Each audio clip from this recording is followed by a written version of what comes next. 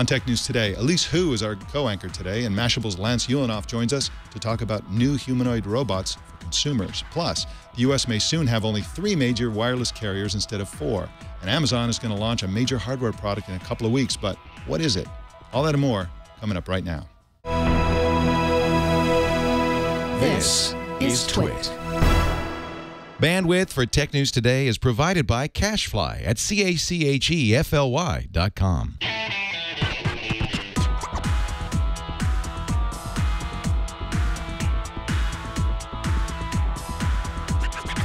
This is Tech News Today for Thursday, June 5th, 2014.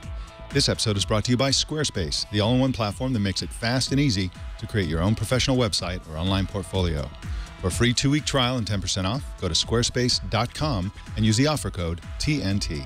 Welcome to Tech News Today. I'm Mike Elgan. And I'm Jason Howell. Tech News Today explores the big stories of the day with some of the world's best journalists. Our guest co-anchor today is Elise Hu, a reporter who covers technology for NPR's radio and online news outlets. Welcome, Elise. Thanks, Mike. Great to be here. Now, sexism in the tech industry is rampant, and you have been covering it really thoroughly recently, and I was especially interested in a report that you did on a recent Tech Week event, Invitation. Can you tell us a little bit about that story? Yeah, these incidents have been cropping up a lot in the last couple of weeks, and obviously already tech is an industry that has been struggling with inclusiveness and has a dearth of women. There's a huge gender gap. And so Tech Week Chicago is going on soon. And Tech Week Chicago has been around for 4 years now and is having its first annual black tie rave coming up. And in advance of this rave, it sent out party invites with these scantily clad, provocatively posing women out to everybody who was who they wanted to invite. Now, this included their Tech 100 list of tech industry influencers like Harper Reid, the former CTO of Obama for America, and other major VCs in Chicago. And they immediately said, pull me off your list. We don't want to be involved if you're going to objectify women in this way. And then Crane's Chicago Business, which is a publication, they're and a media sponsor, they have decided to drop their sponsorship as well in order to sort of stand up for women and stand up for inclusiveness in the industry. Well, it's great to see a coverage like yours bringing attention to this. Also, it's great to see companies pulling out and doing their part. And I also think that the TV show Silicon Valley is bringing a lot of awareness to sexism in a hilarious way and a memorable way. So anyway, kudos to you for those articles. Yeah, the whole notion of it, right, is becoming a little bit more mainstream thanks to HBO, just how sort of male-led it is. Yep, I love that show. Well, the Japanese company SoftBank said today they plan to sell humanoid robots to consumers starting in February. Their $1,900 robot product called Pepper will be able to work as a babysitter, nurse, and emergency medical worker, and will also be able to respond to human emotions, according to SoftBank CEO Masayoshi Son. Lance Ulanoff is editor-at-large at Mashable, and he's here to tell us about Pepper. Welcome, Lance.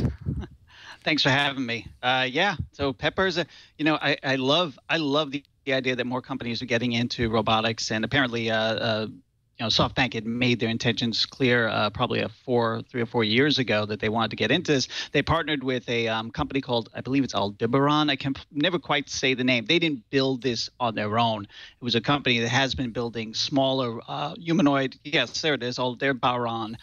Companies that's been building smaller humanoid robots for a while, actually. They were educational, mostly demonstration. But this is very clearly intended to be a consumer-level robot. And the problem with a lot of humanoid robots we've seen thus far, including Honda Asimo, is that they never make it to market.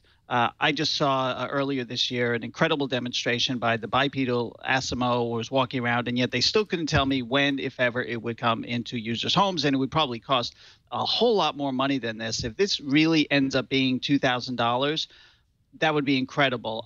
By the way, I'm kind of skeptical of that, knowing what I know about what it takes to build robotics at this level and the ability that this has to move in the way it does and how it can recognize. It has a lot of sensors in the hand, in the head. It has facial recognition, voice recognition. It's cloud connected. It's got, obviously artificial intelligence that's both in the cloud and local. It does a whole lot of stuff. That is typically a lot more than $2,000. And by the way, what you can't quite see there is it's about 4 feet tall, weighs about 60 pounds. You know, I hope that they can really do it. I mean, even look at the hands. The hands are so articulate. You know, it's extremely exciting to see something like this. But I think everybody should take it with a grain of salt. Masayoshi-san is a really interesting guy. He tends to be somewhat bombastic, kind of funny, speaks off the cuff. I know he was very excited to roll this out there, but, you know, let's talk in 2015 and see if these things at least appear for consumers in Japan, which, by the way, Japan is always leading in robotics. Why? That population is aging faster than ours, and they need home health care workers more than we do, although we will catch up. It looks like right now the robot is demonstrating how it can rip the heart out of somebody's body and crush it with its robot hand. Now, you mentioned that Japan is ahead in humanoid robots. And that's what makes it. That's what makes it so. It shows off to a bad start. Yeah. That's what makes it so astonishing that the company is going with a French. It's a, you know, the company is a French company, so it's a Japanese company that's going to be selling us a French humanoid robot. Now, Lance, you're a parent. Elise, you're a parent. I'm a parent. Would any of us trust this thing to babysit children? No, not yet. Now, right now, you know, I have teenagers now, so I'd be glad to leave it at home, you know, so we can just sort of say no parties, no drinking. Yeah. But yeah, to actually take care of a small child that I care about, not yet. By the way, we don't even know how much weight it can hold, you know, because you have to be able to lift something if you have to 20-pound baby. Yeah. Between this robot taking care of your kid and then the Google driverless cars that can take them, you know, to and from school and stuff. Man, what are parents going to do in the future? They're just going to like live off the fat of the land, I guess. We're going to build robots. Actually, that sounds pretty good. What if I reverse it and have my robot or have my kids take care of the robot because because the robot becomes more precious? Yeah, exactly. No kidding. Yeah, that's right. It is kind of adorable. What you didn't hear there is the sounds that it makes. It doesn't say words, but it makes these childlike sounds. When it's holding that heart, by the way, it's it's like making all these weird noises. You know, although I do think it would have been hysterical if it had actually ripped someone's heart out and that's what it was holding. But. Now, speaking of the heart, they say, Sun says actually that it's going to be affectionate. It'll respond to human emotion, and it has something called an emotional engine.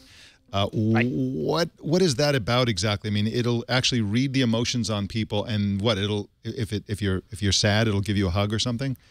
Well, it uses facial recognition to tell the difference between a smile and a frown, vocal, you know, intonation to tell if you're happy or sad depending on how your voice sounds. It'll have some of this local, but it will use what it learns and use the cloud to get smarter. And one of the examples that they talk about is reading your child a book, and then after the fact telling you, your child smiled while I was reading the book to him.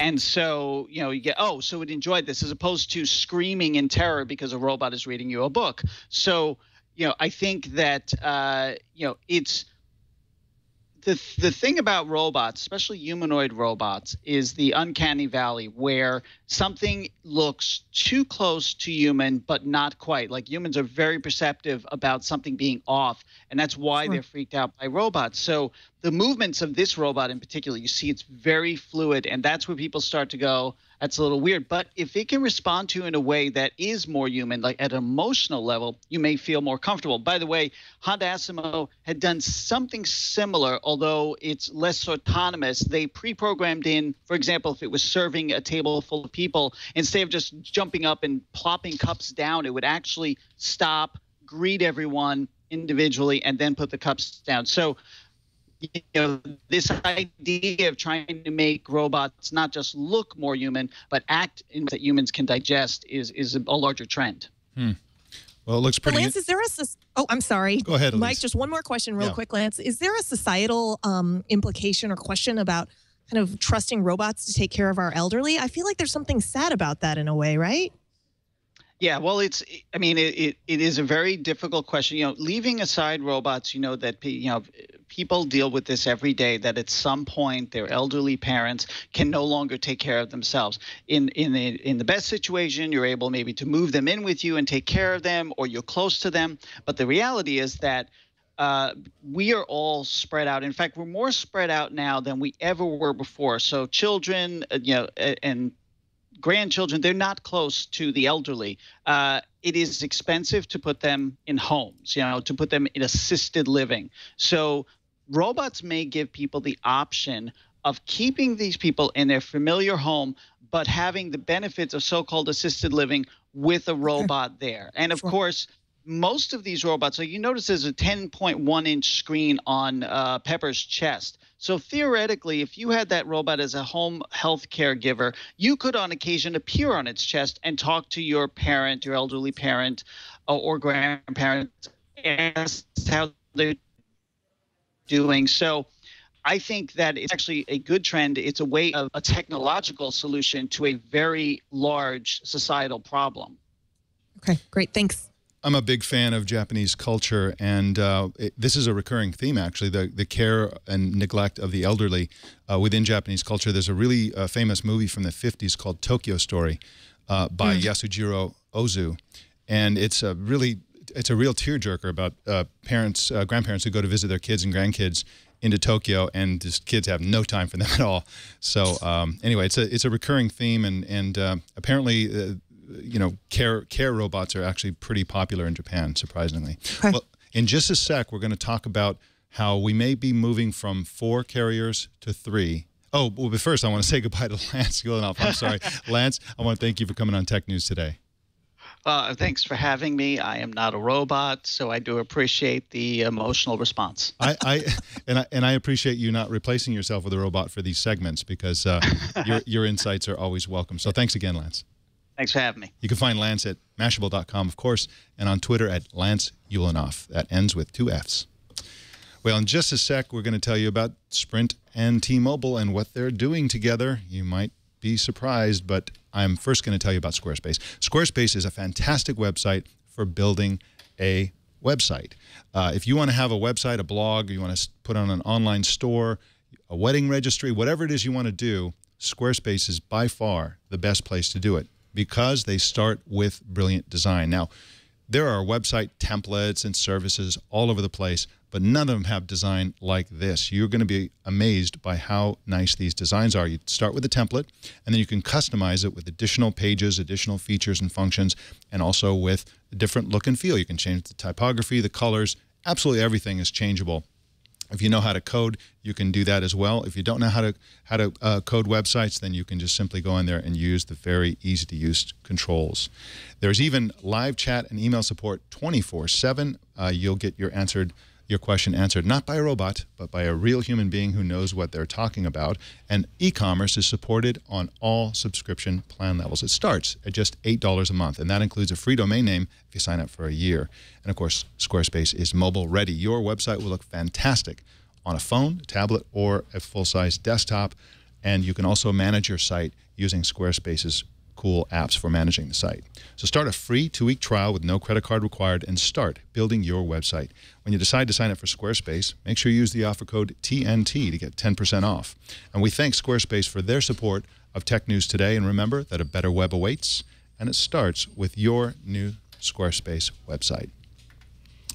Well, Sprint has agreed to buy T-Mobile for $32 billion, according to Reuters. The deal has not been announced by the companies, and the information comes from unnamed sources.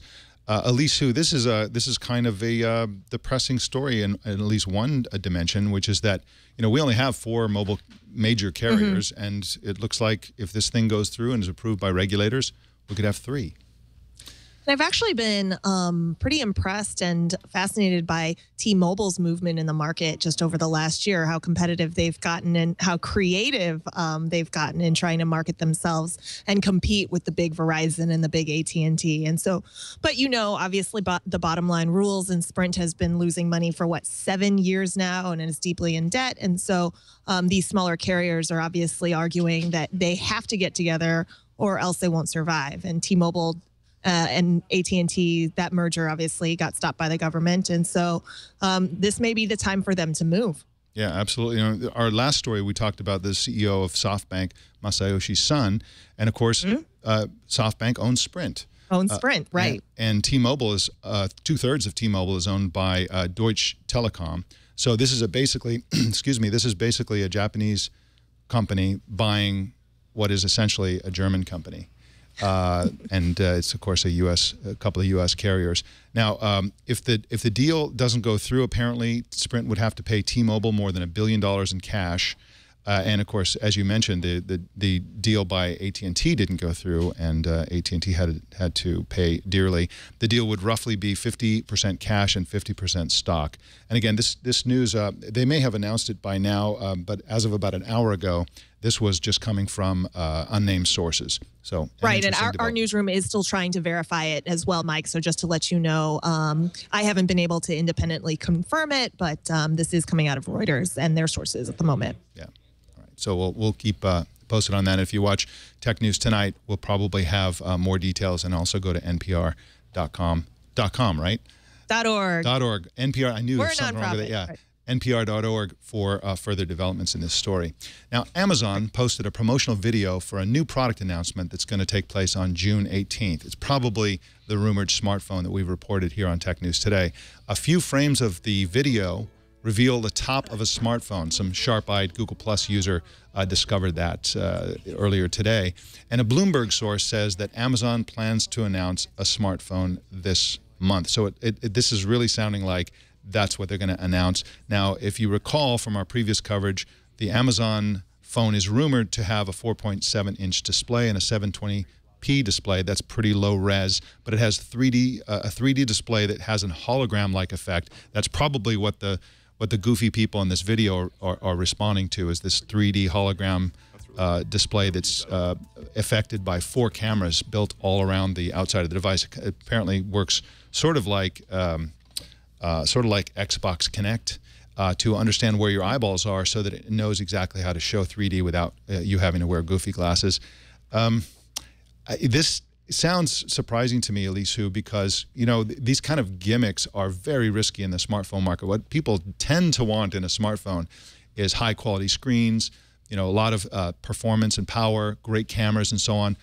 3D hologram-like effects. This is a new territory. This actually kind of is akin to, in my mind, to the curved 4D televisions that haven't quite taken off, even though they were much hyped at places like CES, the Consumer Electronics Show. But for our viewers out there, y'all really should see this Amazon promo video, because the way they set it up, where they don't show the actual device, but you're watching people react to it, the buildup and the theater around it is just sort of fascinating for me as a cultural observer. And so check out that video, and you can see the girl here we're showing where she's sort of rocking back and forth. So that does indicate the sort of 3D-like product that we suspect, and many news organizations are reporting it is. Now, one thing they could do besides the gimmick of the actual product is gimmicky pricing. So I'm really interested to see, Mike, how Amazon might subsidize the cost of the phone, making it free, for instance, to try and get people to purchase it. Have you seen anything on that front about pricing?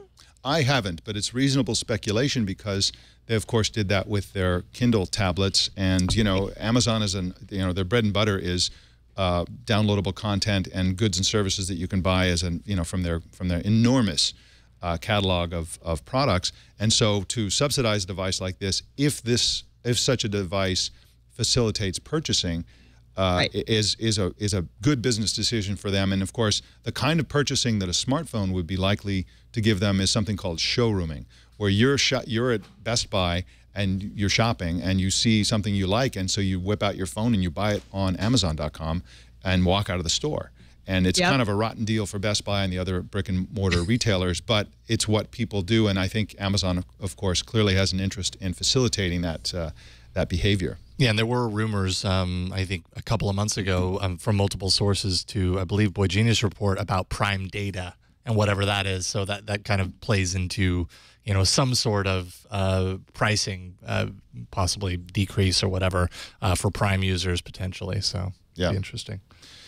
And of course, like the Kindle tablets that run Android, this is almost certainly going to be a forked version of Android that's not going to take you to the Google Play Store. It'll take you to Amazon alternatives to things you can get on the Google Play Store. So, you know, they are an aggressive company. There is no question about that. Well, Twitter is actively pursuing major acquisitions, according to several reports. The company's been in talks to acquire the Berlin-based audio sharing website SoundCloud, according to the Financial Times.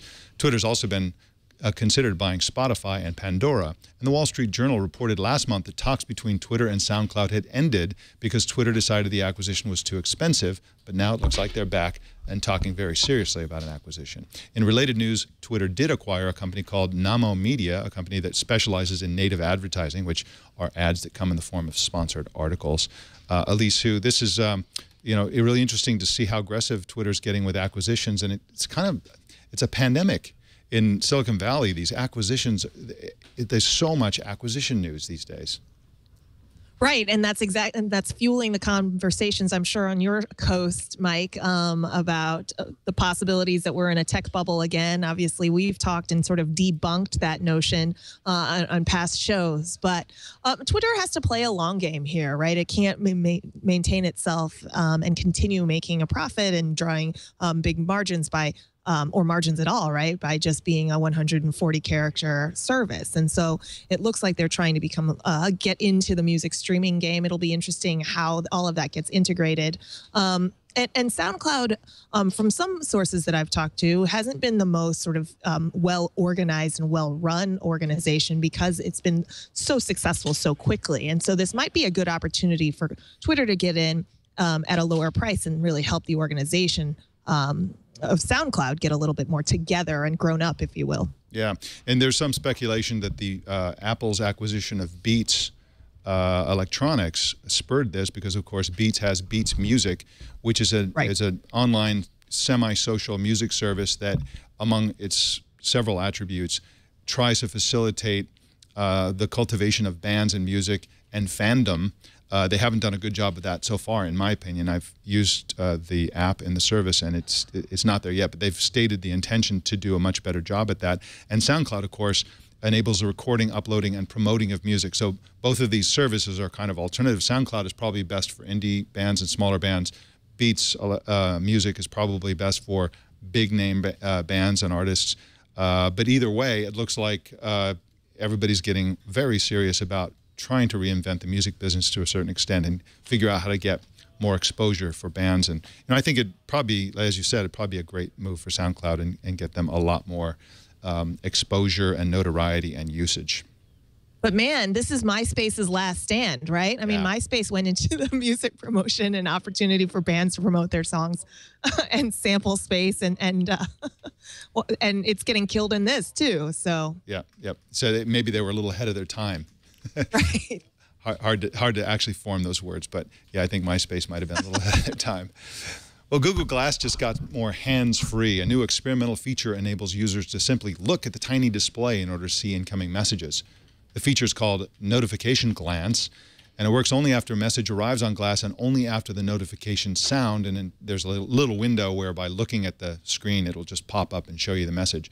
You previously had to tap on the side of the headset or tilt your head back. Very difficult to do in order to read incoming messages. And I think this makes a lot of sense, Elise, because, you know, what is the point of Google Glass unless you can use it hands-free? I mean, the great thing about it is you can be using both your hands for some other task and still use a computer. Right. And then this news, of course, this functionality news is coming on top of the news that Google has involved fashion designer Diane von Furstenberg in helping design Google Glasses to be a totally different look and a little bit more chic. And so it looks like Glass is making some moves to not only improve its functionality so that you look less weird on the street while you're using this wearable, and just to make their product itself a little bit more attractive so that it's more socially acceptable. So there's some things happening on the form and the function front. Yeah, and nothing says less weird than von Furstenberg. Sarcasm and sarcasm. Well, we told you last week about Amazon's battle with publishing giant Hachette. The two companies have been unable to agree on pricing for ebooks. The online retailer has been delaying book deliveries from the publisher by weeks and preventing buyers from pre-ordering their books. Well, last night, comedy talk show host Stephen Colbert lashed out at Amazon, flipping them off twice on camera and calling for a boycott of the company. Colbert's own books are published by Hachette. And he also announced the sale of a book of book stickers that say, "I didn't buy it on Amazon." Colbert even promoted a Hachette book called California by Eden Lepucki for sale via a link on his website because he says he wants to prove he can sell more books than Amazon. And he probably can, Elise. This is what was interesting about this video, the Stephen Colbert video, is that he was slamming Amazon and getting huge applause from the audience. It sounded like his audience was, rabidly anti-Amazon. Well, his audience is going to go with him. Obviously that's the studio audience that's stoked up to sort of support him. But it is an interesting situation, right? Because it's pitting publisher against a disruptor like Amazon. Amazon has already disrupted the brick and mortar store in a lot of ways. And now it really just doesn't want to play nice with publishers. And so it calls into question what becomes more important for us as consumers, the platform in which we buy things or the actual content of the stuff that we're buying. And that's vexing for us. That puts us in a difficult spot. But and I haven't seen what Amazon's had to say about all of this. Are they staying quiet as usual, or are they defending their position? To the best of my knowledge, they haven't responded to Colbert. Maybe they have, and I haven't seen it, but they did respond to some reports in the media essentially slamming them. Their response was essentially that, we always negotiate with book publishers, and, we don't know, the negotiations aren't going well. We don't know if we're really going to be selling these books, so why take pre-orders? They came out with what is essentially a fairly, it sounded reasonable what they were saying. And of course, the Hachette also countered that and said, no, this is terrible. They're throwing their weight around. And I've also seen reports that we're in for a lot more of these types of negotiations and probably some more harsh tactics by Amazon because we're entering in a season of contract renegotiations for publishers. So there's going to be a lot of this going on apparently. And man, this is turning into a little bit of a PR nightmare for Amazon. Stephen Colbert has a huge audience. So. Yes, indeed. It'll be interesting to see how this plays out if other publishers also get bullied in the same way, if you will. Yeah, and speaking of companies being bullied, yesterday we talked about attacks on U.S. tech companies by state-owned newspapers in China, and now China's state-owned TV broadcasters attacking Microsoft Windows 8. The segment claims that the operating system makes users' personal information available to Microsoft, which collectively can give information about the Chinese economy and society. So it was pitched as a kind of threat to national security because all this information about China as a country could be divined from this and presumably gathered by the NSA or whatever. According to an expert, and this was according to an expert picked by the TV program, he was some kind of academic, an expert on Windows 8, I don't know. The Chinese government recently banned Windows 8 for use by government workers, saying that the termination of support for Windows XP somehow indicates that Windows 8 itself is insecure. I guess they're worried that in years and years into the future, Microsoft may not support it. So this goes back to a threat that the Chinese government made about how all of these American products would have to be reevaluated as security threats because of the Edward Snowden revelations and NSA mass surveillance. So it's really kind of an odd thing, and coincidentally and presumably to the extent that products like Windows 8 can be de-emphasized in China, Chinese alternatives can have a chance at becoming mainstream. Yeah, and so this is really interesting that you brought this up, Mike, because I'm actually in the midst of working on a story about this notion of a cool war between the U.S. and China. Not a Cold War in which we have very clear enemies and no cooperation whatsoever, but a cool war, this notion where China remains our largest trading power or partner. We have economic interests that are tied, and yet we're highly distrustful of each other, especially on the economic front in which we're now battling. And so, yes, not only have state-owned or has the government basically said you cannot use Microsoft products and the Microsoft operating system on our computers, they've also now demanded that companies like Cisco and their network equipment all be vetted and go through their new cybersecurity vetting for fears of cyber espionage by the U.S. Meanwhile, you might remember at the end of May, I think it was May 19th, U.S. Attorney General Eric Holder came out and charged for the first time ever foreign government officials, Chinese government officials, for spying on our companies.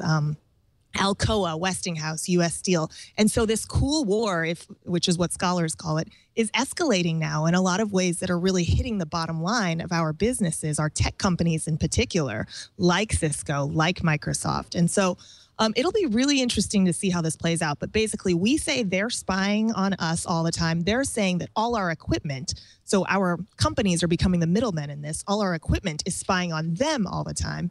And I think maybe both sides are kind of right. Yeah, that's true. And there is also, I think, I tend to think that the Cold War, Cool War sort of reference to this sort of global semi-conflict is a good one, because essentially the original Cold War between the United States and the Soviet Union was all about, the hearts and minds and control of the rest of the world. It was about the global stage and who had more influence in different regions of the world. That's the definition of a superpower, when every square inch of the globe is considered part of your national interest. And so in the case of the United States and China, both of these very large and powerful countries are active internationally. China's increasingly active globally, but with different points of view. The United States tends to have a moralistic and an anti-terror approach to its involvement in other countries. By moralistic, I mean always punishing companies with sanctions because they're doing various things. And then, of course, that's contingent upon how much of an ally or how much we need them. There are countries like Saudi Arabia that have horrible internal records, and we pretty much treat them very nicely and sell because of our needs, right? Exactly, because we need that oil. But China tends to have a very agnostic approach to foreign policy that's directly in their national interest. They seem to be willing to pick up and start up relationships with the countries that have been shunned by the United States for ethical or political reasons, simply because they want to have influence and so on. And also there's the problem of U.S. dominance of waters around Asia, which China is increasingly exerting influence in that region. And so it's in terms of the core source of this, it's just like the original Cold War, but as you pointed out, the U.S. and the Soviet economies were never intertwined like this. They're our most important economic country, and we are their most important economic country. So I doubt this is really going to go too far for that reason, but it's clearly that the Chinese government is on the warpath here against, not against the United States government militarily, but against the U.S. companies economically.